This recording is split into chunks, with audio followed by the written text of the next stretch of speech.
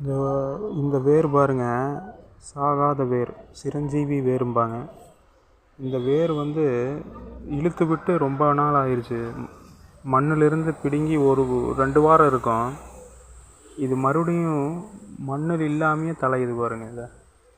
இந்த பச்சையை பாருங்க. இந்த பச்சை ஓடுதா, பச்சையில் எப்படி தளருது. காற்றுல வர ஈரத்தை வச்சு இந்த துளிர் விட்டுருக்குது. உண்மையிலே அபூர்வமான வேர். இதுதான் சீந்தில் வேர். பாருங்க, இந்த கொடி எப்படி போகுது பாருங்க, அப்படியே மரத்தில் ஏறுது.